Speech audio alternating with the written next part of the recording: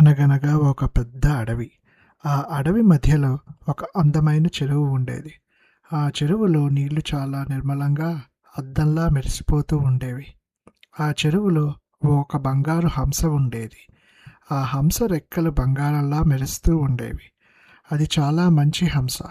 ప్రతిరోజు ఉదయాన్నే ఆ చెరువులో తిరుగుతూ అక్కడ ఉన్న పూలతో చెట్లతో ముచ్చటించేది. ఒకరోజు ఒక చిన్న పిట్ట ఎగురుకుంటూ వచ్చి ఆ చెరువు పక్కన ఉన్న పెద్ద మర్రి చెట్టు మీద వాలింది. ఆ పిట్ట చాలా దూరం నుండి రావడం వల్ల బాగా అలసిపోయి ఉంది.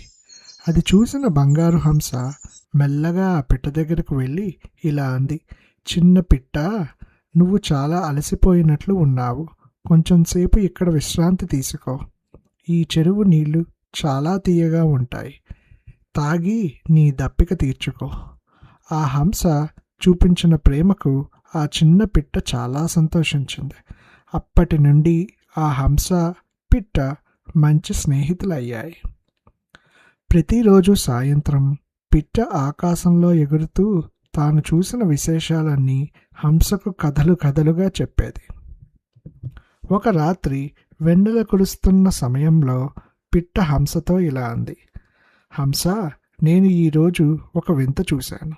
ఒక చిన్న పాప ఏడుస్తుంటే వాళ్ళ అమ్మ ఒక మంచి పాట పాడి ఆ పాపను నిద్రపుచ్చింది.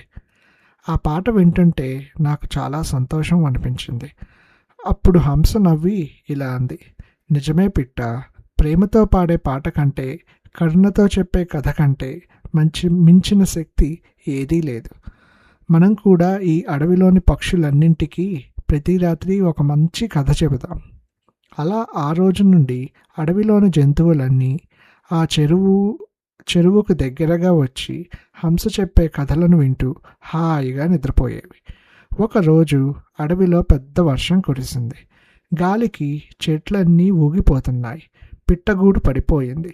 అది చూసిన హంస ఏమాత్రం భయపడకుండా తన పెద్ద బంగారు రెక్కలను విప్పి పిట్టను తన రెక్కల కింద దాచుకుంది. ఆ హంస రెక్కల వెచ్చదనంతో పిట్టకు అమ్మ ఒడిలో ఉన్నట్లు అనిపించింది. వర్షం తగ్గాక ఆకాశంలో అందమైన ఇంద్రధనస్సు వచ్చింది. అది చూసి హంస ఇలా అంది, చూడు పిట్ట, కష్టం వచ్చినప్పుడు భయపడకూడదు. వర్షం తర్వాతే ఈ ఇంద్రధనస్సు వస్తుంది. మన జీవితం కూడా అంతే. ఆ మాటలు విన్న పిట్టకు చాలా ధైర్యం వచ్చింది. ఆ బంగారు హంస తన మంచి మనసుతో ఆ అడవిలోని అందరికీ ఇష్టమైనదిగా మారింది.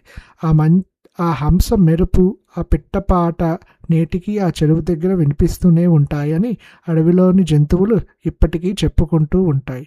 అందుకే మనం కూడా ఎప్పుడూ నవ్వుతూ అందరికీ మంచి చేస్తూ ఉండాలి.